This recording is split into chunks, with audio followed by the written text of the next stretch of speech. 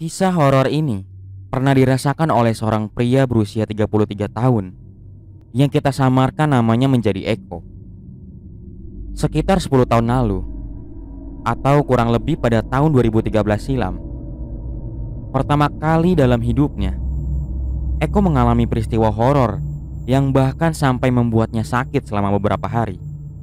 Dan bahkan sampai membuatnya trauma kini. Tapi peristiwa tidak mengenakan itu sendiri sebenarnya terjadi karena ulah dari sikapnya yang sembrono kala itu.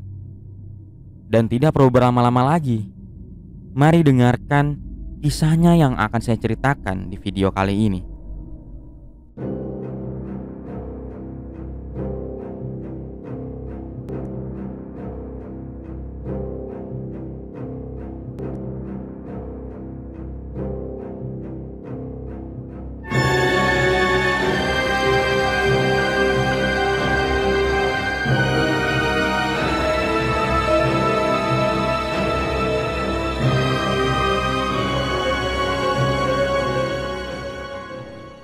Tahun 2013, sebuah desa di Semarang, Jawa Tengah.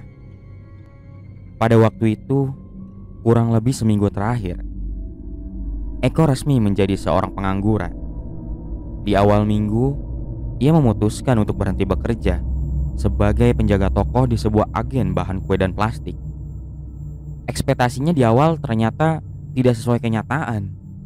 Dengan jam kerja dan beban kerja yang gila-gilaan, Eko diberi upah yang ia rasa tidak sebanding dengan tenaga serta waktu yang dikorbankan.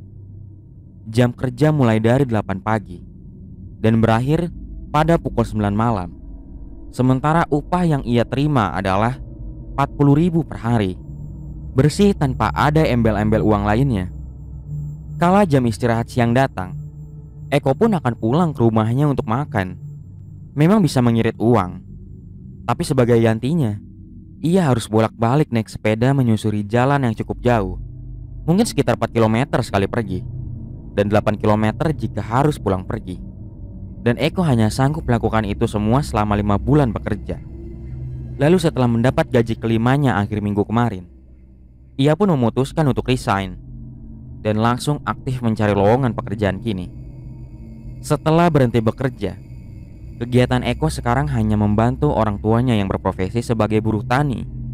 Sementara untuk mengisi waktu luangnya, ia akan datang ke rumah teman atau tempat tongkrongan untuk main, ngobrol-ngobrol santai membicarakan banyak hal. Kalaupun ada hal lain, Eko bisa dapat info terkini seputar lowongan pekerjaan dari teman-temannya itu. Persis seperti apa yang kini Eko lakukan. Saat ini, Eko sedang berada di rumah salah satu temannya. Tidak ada alasan khusus ia datang ke sana, hanya untuk mengobrol-ngobrol santai sembari merokok. Lalu di sela-sela obrolan ringan tersebut, kepada Eko, temannya yang bernama Wisnu ini pun berkata, "Kok, tetangga gua ada yang lagi nyari orang tuh. Gak lama sih, cuma seminggu aja, buat ngurusin ternak babinya. Peternakannya tapi gak gede, kecil-kecilan doang. Mau gak lu?" Dengan cepat, Eko pun menjawab, "Boleh aja, tapi bayarannya berapa per hari?" Wisnu pun sempat mikir sejenak. Setelah yakin, ia pun menjawab, "Kalau nggak salah bilangnya sih 30.000 per hari. Lumayan kan?" Informasi barusan pun langsung membuat Eko terlihat sumringah. Dengan wajah antusias, ia kembali berkata, "Boleh tuh, gede juga sehari kalau 30.000. Cuma ngurusin babi. Daripada kerjaan gue sebelumnya 40.000 tapi kayak kerja sama penjajah," ucapnya dengan terkekeh. Lalu ia pun melanjutkan, "Tapi kenapa cuma seminggu doang?" Wisnu pun langsung menjawab, "Tetangga gua tuh ternak babi kayak cuma buat iseng-iseng aja. Tiap hari juga sebenarnya ya si bapaknya yang ngurusin. Cuma minggu depan keluarga mereka rencananya mau keluar kota selama seminggu. Ada acara keluarga katanya. Nah, dia sekarang lagi nyari orang yang mau ngurusin babi-babinya pas dia pergi. Kalau lu mau, nanti gue bilangin. Tapi siap enggak? Kandang babi itu baunya sedep banget. Udah gitu, kandang babinya juga ada di lahan belakang kampung. Tempatnya sepi, mana banyak pohon bambunya, berani." Tanpa sempat memikirkannya lebih dulu, Eko pun langsung berkata, "Santai, gue siap. Bilang kalau gue minat. Walaupun cuma seminggu, ya lumayan lah buat jajan. Kalau bisa sih malah nerus. Mendengar kesiapan Eko, Wisnu pun menimpalnya dengan berkata, "Ya udah, ntar gue bilangin ke orangnya." Tutupnya mengakhiri kalimat. Percakapan serius di antara mereka pun berakhir di sana. Setelah obrolan penting tersebut selesai, berikutnya mereka mulai mengobrol membicarakan hal-hal yang tak penting. Lalu saat keesokan harinya datang, kira-kira pukul 5 sore, Eko yang sedang menonton TV di dalam rumah bersama ayahnya tiba saja mendengar suara ketukan pintu.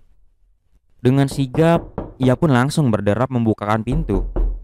Saat pintu terbuka, Eko melihat orang yang tak asing di hadapannya kini. Ternyata tamu yang tadi undang itu adalah Wisnu, temannya. Ia pun mampir ke rumah Eko dengan membawa sepeda motor. Lalu mereka berdua mulai duduk di teras rumah untuk mengobrol-ngobrol. Kedatangan Wisnu ke sana bukan tanpa alasan. Ia datang ke rumah Eko dengan membawa sebuah kabar baik untuknya tentang lowongan kerja mengurus ternak babi yang kemarin mereka bicarakan. Wisnu pun memberitakan kembali hal itu kepada Eko dengan berkata, "Kok tetangga gue bilang lu boleh aja kalau mau ngurusin ternak babinya. Tapi dia mau ketemu sama lu dulu sekarang. Kalau emang mau, ayo gue anterin ke rumahnya," tutur Wisnu dengan serius. Tanpa ada perdebatan sama sekali, Eko langsung menyetujui tawaran tersebut. Dengan membonceng motor Wisnu, mereka pun langsung menuju lokasi tujuan. Sesampainya di sana, rumah dengan cat berwarna krem serta berukuran lumayan menyapa Wisnu dan Eko. Lalu kedatangan mereka disambut baik oleh si pemilik rumah, seorang laki-laki agak tua, keturunan Tionghoa. Setelah bersalaman kepada Wisnu dan Eko, beliau pun menyuruh mereka berdua untuk duduk di kursi beranda rumah. Setelahnya, ia pun berkata kepada Eko, "Saya akan pergi keluar kota selama seminggu. Ternak saya pasti nggak akan ada yang urus. Kalau kamu mau, nanti akan saya bayar 200.000 deh buat seminggu. Kamu bersedia?" Ucapnya dengan ramah.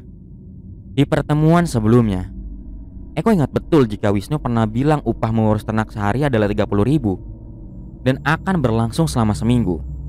Jadi jika ditotal, maka jumlah upah yang akan diterima Eko adalah 150.000. Dan sekarang, si pemilik rumah justru menawarkan upah menjadi genap 200.000 sebagai pekerjaan iseng-iseng. Tentu ini adalah nominal yang menguntungkan bagi Eko. Setidaknya benak Eko beranggapan demikian. Jadi tanpa ada negosiasi alot, ia pun sepakat untuk menerima tawaran tersebut. Kepada Eko, beliau pun menegaskan satu hal dengan berkata, "Pekerjaan kamu ini nanti memberi makan sama membersihkan kandang setiap harinya, pagi dan sore. Kalau mau mulai bekerja, nanti saya kasih tahu caranya. Tapi saya tegaskan, kalau kamu mau ngurus pas waktu sore, mulainya jangan telat. Kalau kamu kemalaman bisa-bisa kamu diganggu sama lelembut di sana. Gak mau kan?" Ucap beliau dengan sedikit terkekeh. Lalu beliau pun kembali melanjutkan, "Jadi kalau pagi, kamu ngasih makannya sekitar jam 7-an. Kalau sore, usahakan mulai jam 3 atau setengah 4, supaya selesainya gak kemalaman. Karena pengalaman saya, kalau udah mau maghrib, pasti lembutnya mulai iseng, kayak goyang-goyangin pohon bambu atau bikin suara-suara berisik. Saya bilang begini bukan buat nakut-nakutin kamu, karena saya pikir lebih baik berterus terang aja, ya kan?" Kurang lebih itulah berita yang ingin disampaikan oleh beliau kepada Eko. Mendengar penjelasan panjang lebar beliau barusan, termasuk resikonya yang akan diganggu oleh makhluk halus, Eko tetap berpegang teguh menerima pekerjaan tersebut.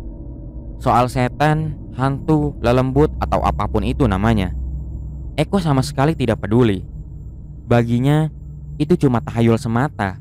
Yang Eko pedulikan adalah uang 200.000 sebagai bayarannya. Hanya itu. Jadi tanpa berlama-lama, Eko pun menyanggupi pekerjaan tersebut. Setelah sepakat, keduanya pun pamit pulang. Tapi sebelum pulang, Eko diberitahu bahwa ia akan mulai mengurus ternak 3 hari lagi. Singkat cerita, 3 hari kemudian pun datang. Saat ini waktu baru menunjukkan pukul 7 pagi. Si pemilik ternak beserta keluarganya sudah pergi keluar kota tadi malam menggunakan mobil pribadi, meninggalkan babi-babi peliharaan yang berada di lahan kosong belakang kampung untuk diurusi oleh Eko.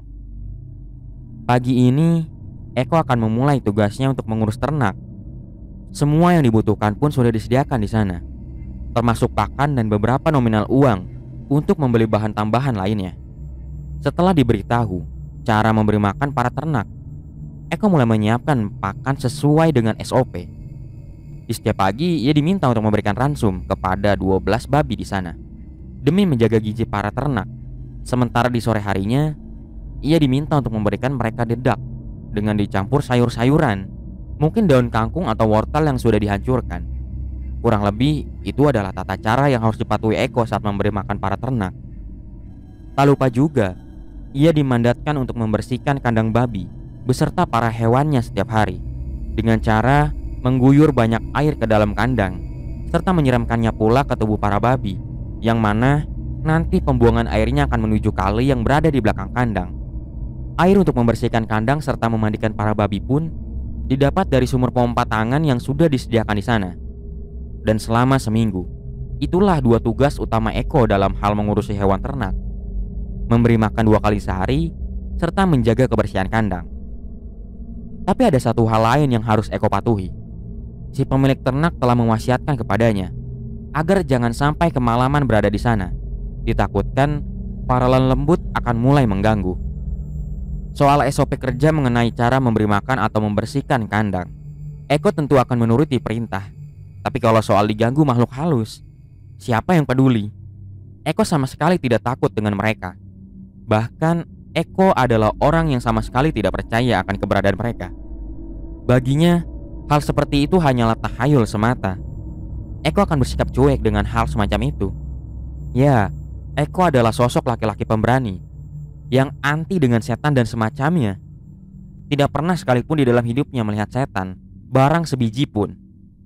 Dan di hari keempat ia bertugas, entah muncul dari mana, tiba saja Eko ingin membuktikan keberadaan mereka dengan mata kepalanya sendiri. Sore nanti, Eko berniat melanggar aturan agar tidak ke sana saat menjelang malam.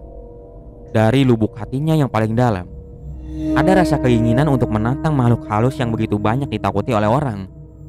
Hingga akhirnya, waktu yang dinanti pun tiba. Kini waktu sudah menunjukkan pukul 5 sore lebih dikit. Di jam segini, seharusnya Eko baru pulang mengurus ternak. Tapi untuk hari ini, ia justru baru berangkat menuju lokasi. Di bawah langit sore yang bersahaja, ia menyusuri jalan dengan mengayuh sepedanya santai. Ia pun melipir sebentar ke warung sayur untuk membeli daun kangkung yang akan digunakan sebagai campuran dedak untuk makan para babi. Setelah selesai bertransaksi, ia kembali mengayuh sepedanya menuju lokasi. Dan sekitar 15 menit kemudian, Eko pun sampai di sana. Seperti biasa, pemandangan pohon bambu menyapanya kala ia sampai. Angin menerjang lembut pula tubuhnya kini. Langit pun terlihat memudar cahayanya. Bentang malam sedikit lagi akan menyebar luas. Lalu setelah memarkirkan sepedanya di pinggir kandang, Eko mulai berjalan pelan menuju dalam kandang. Dan saat ia ingin memasuki kandang, suara motor terdengar melintas di sana. Eko tidak tahu siapa orang itu, tapi ia berkata kepadanya dengan nada lantang dengan berucap, "Belum pulang, udah mau malam ini. Lanjut besok aja lagi, nanti diganggu loh." Ucap bapak-bapak yang sedang mengendarai sepeda motor itu. Eko tidak menjawab dengan kata-kata. Ia hanya tersenyum sembari menganggukkan kepala untuk merespon orang tersebut. Lalu orang itu pun kembali memacu sepeda motornya setelah selesai menasihati Eko. Mengerti maksud dari perkataan orang tadi, Eko pun bergumam sendiri dengan berkata, "Diganggu apa? Setan. Percaya kok sama hal begituan, aneh." Lalu ia mulai masuk ke dalam kandang dengan wajah menyeringai seperti meremehkan. Sesampainya di dalam kandang, ia mulai menyiapkan makanan para babi dengan cukup cekatan. Wadah yang sudah terisi penuh oleh dedak serta campuran daun kangkung pun langsung dikerumuni 12 babi di sana kala Eko menaruhnya di pojokan kandang. Sementara para babi yang sedang makan, Eko mulai membersihkan kandang mereka dengan mengguyur banyak air ke dalamnya. Sumur pompa tangan di sana terus mengeluarkan banyak air kala Eko menggerakkan tuas pompanya, mulai memenuhi kembali wadah ember berwarna hitam itu yang sudah kosong. Lalu saat ia ingin menyiram kandang dengan air, tiba saja terdengar suara gemerisik dari samping kandang beberapa kali. Tapi seakan tidak peduli, Eko terus melakukan pekerjaannya tanpa menaruh rasa curiga. Dan hal yang sama pun terjadi lagi. Suara gemerisik itu terdengar semakin keras kala Eko sedang memompa sumur, yang akhirnya membuat Eko pun menjadi penasaran. Lalu ia mulai berjalan mendekati sumber suara. Saat ini Eko sudah berada di samping kandang di mana suara gemerisik tadi terdengar. Di ujung matanya tidak ada apapun saat ini selain pohon bambu yang menjulang tinggi. Ia pun sempat berjalan mengelilingi kandang dengan maksud mengecek dari mana suara barusan sebenarnya berasal. Tapi tidak ada satupun petunjuk yang ia dapatkan. Suara itu malah menghilang kala ia mencarinya. Merasa cukup, Eko kembali bekerja, memompa air untuk memenuhi ember di sana. Dan sekali lagi, saat Eko sedang bekerja, suara gemerisik itu mulai terdengar lagi. Seiring dengan suara itu yang berbunyi, Eko pun tiba saja berceletuk dengan berkata, "Woi, kalau lo emang bener setan, maaf aja, gue gak takut." Ucapnya dengan raut wajah penuh keberanian. Lalu mulai menyiram kandang dengan ember yang sudah terisi penuh oleh air. Sementara Eko yang terus bekerja, suara gemerisik itu pun terdengar lebih kuat lagi. Seakan-akan ingin membuat Eko menghampiri sumber suara dengan segera. Dan akhirnya, hal itu pun berhasil. Untuk kedua kalinya, Eko mulai berjalan mendekati sumber suara itu berasal lagi. Sama seperti sebelumnya juga, ia berjalan menuju samping kandang, di mana suara itu terdengar dominan dari sana. Tapi sama seperti sebelumnya pula, saat Eko berjalan mendekati sumber suara, suara gemerisik itu justru tiba saja menghilang. Merasa dipermainkan, Eko pun mengumpat dengan berkata, "Woi, setan jancu, kalau beneran ada, keluar lu. Jangan cuma pakai suara doang. Emang lu pikir gue takut?" Ucapnya seakan meremehkan. Ia pun berjalan mengelilingi kandang lagi. Tapi sama, tak ada hal apapun yang Eko temukan di sana. Lalu ia kembali bekerja memompa air. Suara gemerisik itu pun kembali terdengar kala Eko sedang memompa air. Tapi tidak mau terjebak dengan permainan serupa. Eko kini enggan untuk mengecek sumber suara seperti yang tadi ia lakukan. Alih-alih merasa takut atau penasaran, ia justru meneruskan pekerjaannya dengan santai. Hingga kemudian, segenggam taburan pasir tiba saja menghujam tubuhnya dari atas. Eko yang jengah pun mulai kesal. Lalu ia mengumpat dengan nada yang lantang, "Setan asu, setan jancu, keluar lu asu. Lu pikir gue takut jancu? Keluar lu sini setan." Ucapnya dengan kesal. Eko pun langsung berjalan menuju samping kandang, di mana suara gemerisik itu masih terdengar kini. Lalu sesampainya ia di sana, sekali lagi suara gemerisik itu tiba saja berhenti. Merasa sedang dipermainkan, Eko pun mengumpat lantang lagi dengan berkata, "Keluar lu setan asu, setan jancu." Dan sesuai dengan permintaannya, pohon bambu di sana tiba saja bergetar. Eko pun melihatnya dengan jelas. Dan saat ia melihat pohon bambu itu bergetar dengan sendirinya, tiba saja seperti ada air yang jatuh menetes di kepalanya. Sementara pohon bambu yang masih terus bergetar, Eko pun mengusap kepala dan menemukan cairan agak lengket menempel di tangannya. Baunya sangat tidak enak. Aromanya seperti kandang babi yang tidak pernah dibersihkan. Merasa heran dengan itu, Eko pun mendongakkan kepala ke atas. Dan seketika dirinya terperanjat kala melihat setan wewe yang sedang duduk nangkring di batang-batang bambu di atas sana. Untuk pertama kali di dalam hidupnya, Eko melihat wujud rupa setan yang ternyata begitu mengerikan dan menakutkan. Tanpa lagi peduli dengan pekerjaan yang belum selesai, Eko langsung lari terbirit-birit ketakutan. Bahkan sepedanya yang ia parkirkan di samping kandang pun sampai ia tinggalkan. Dan setelah kejadian itu, Eko pun sakit di keesokan harinya. Ia merasa meriang, tubuhnya demam, entah karena rasa syok atau hal lain. Yang pasti kejadian kemarinlah yang membuat Eko menjadi sakit sekarang. Setelah dibawa ke orang pintar, 2 hari kemudian Eko pun mulai sehat kembali. Tapi ia trauma dengan kejadian hari itu, di mana untuk pertama kali di dalam hidupnya, ia melihat wujud setan yang membuatnya syok bukan kepalang. Bahkan setelah kejadian tersebut, Eko enggan untuk kembali datang ke kandang babi itu. Perihal pekerjaan, sang ayahlah yang akhirnya turun tangan menyelesaikan pekerjaan yang ditinggalkan oleh Eko. Dan karena kejadian tersebut pula, Eko yang dulunya adalah sosok laki-laki pemberani, kini menjadi orang yang takut dengan hal-hal mistis.